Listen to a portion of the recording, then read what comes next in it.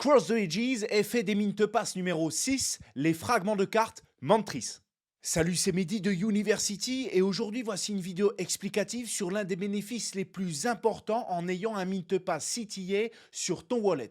Au total, le Mint Pass, c'est 11 avantages uniques disponibles à vie et je te dédie une vidéo pour chacun des bénéfices. Et dans celle-ci, il s'agit de l'effet numéro 6 du Mint Pass avec l'obtention de shards Mantris qui te permettront lors de la fin de saison de minter des cartes exclusives symbolisant la saison en cours.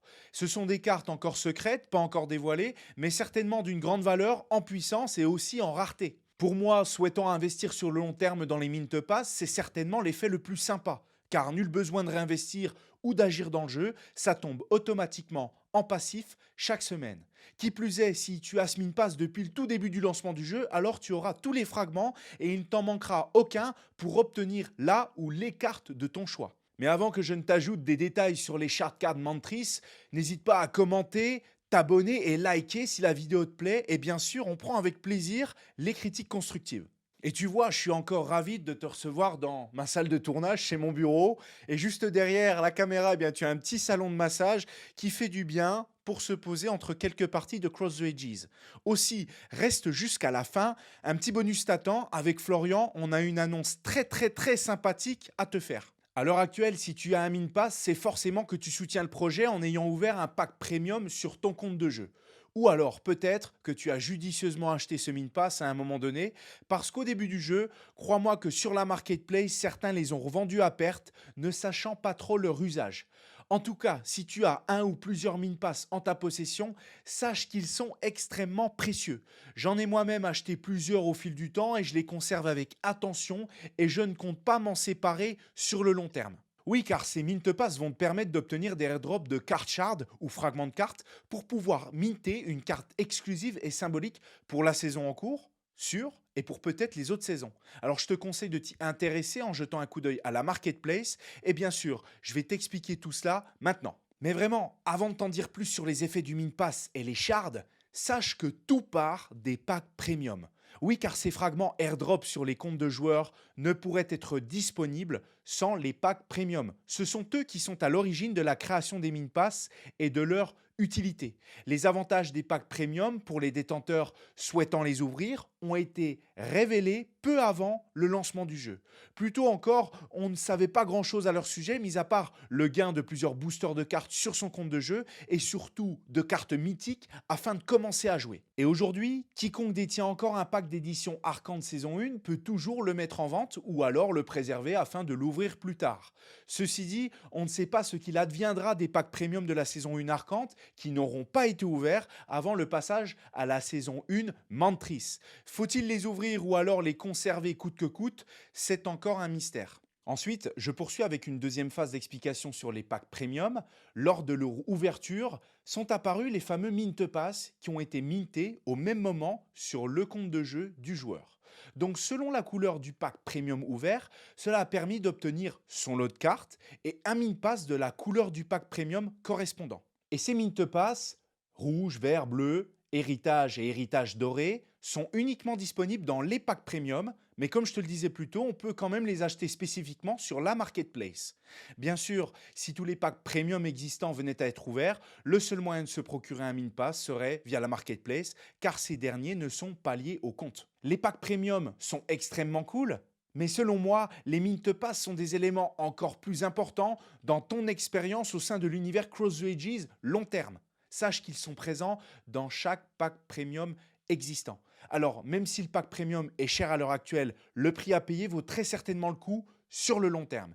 Et j'insiste sur un point, aucun autre Mint Pass ne sera créé. Ils ne sont disponibles qu'en ouvrant un pack premium ou héritage de la saison 1 Arcane exclusivement. D'ailleurs, si tu possèdes un pack premium, tu pourras rapidement voir dans l'onglet Options, Perks, ton capping de City et token correspondant, dont je parle dans une autre vidéo, mais également, si tu détiens un Mint Pass, les ou les Mint Pass correspondants dans la liste. Maintenant, entrons dans le cœur de la vidéo et je vais t'expliquer les principes de fonctionnement des Mint Pass pour les fragments de cartes Mantris. Et à l'heure actuelle, il existe 6 différents types de Mint Pass, chacun avec un nombre de cartes shard Mantris perçu proportionnellement en fonction de la rareté du Mint Pass. Et il se trouve que chaque pass donne accès à des airdrops de fragments de cartes Mantris.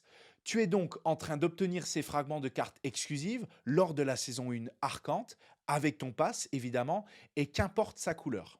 Et en fait, si tout se passe comme prévu, à la fin de la prévente de la saison 1 Mantris, qui arrive courant octobre 2023, tu pourras dépenser tes Mantris Card Shards pour acheter une ou plusieurs cartes spéciales de couleur rouge, verte, bleue, en foil et même en S-foil, voire alternative. Et si tu ne t'en es pas rendu compte, sache que depuis le lancement officiel du jeu, les airdrops hebdomadaires des fragments se font directement sur le portefeuille où se trouve le ou les Mint Pass. Oui, parce que plus tu as de Mint Pass et plus tu cumules de fragments sans condition. Et tu n'as rien à faire de plus pour le moment qu'attendre pour les accumuler.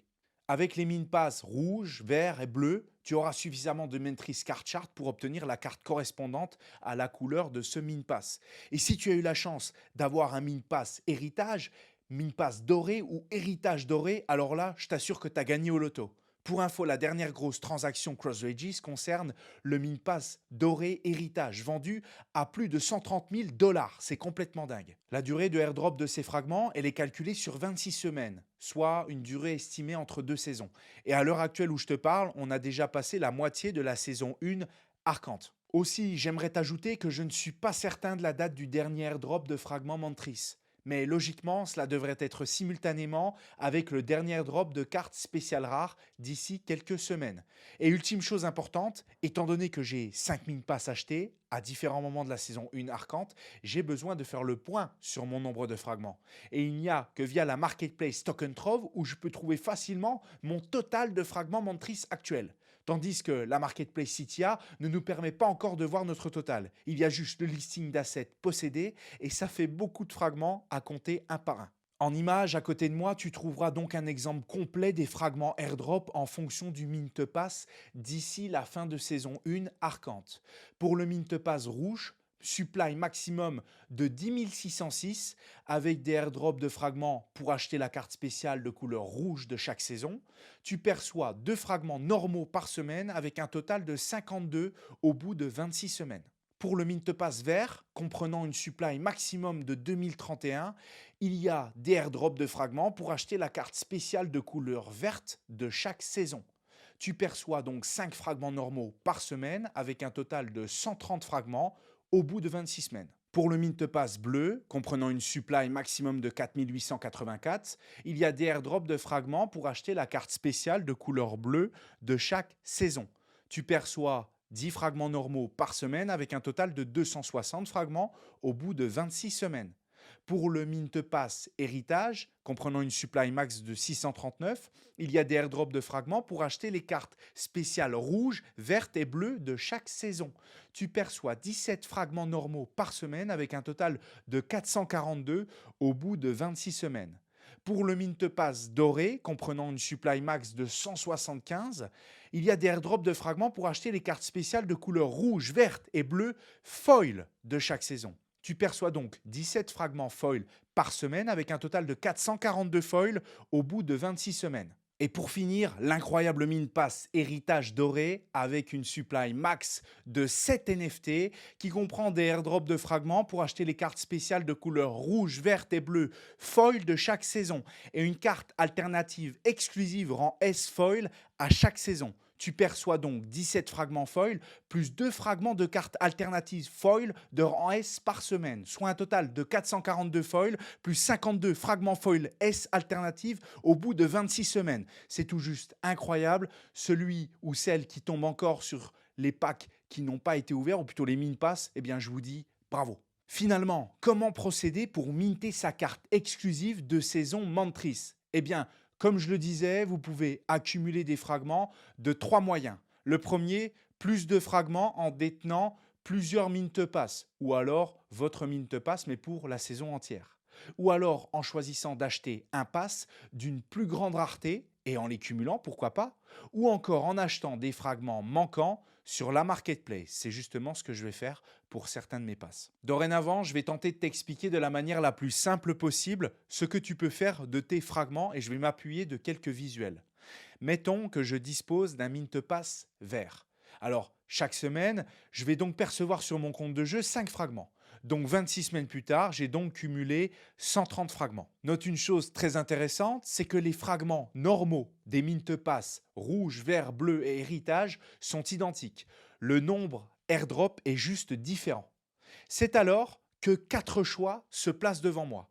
Le premier choix, c'est de revendre l'intégralité de mes 130 shards perçus, car je préfère faire du bénéfice de cette manière. Voilà, c'est quelque chose de possible.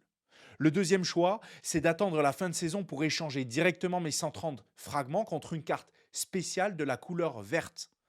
Le troisième choix, c'est d'aussi attendre la fin de saison pour cette fois échanger mes shards contre 2 cartes rouges de la saison arcante qui coûtent respectivement 52 fragments. Il me restera 26 fragments que je pourrais revendre sur la marketplace.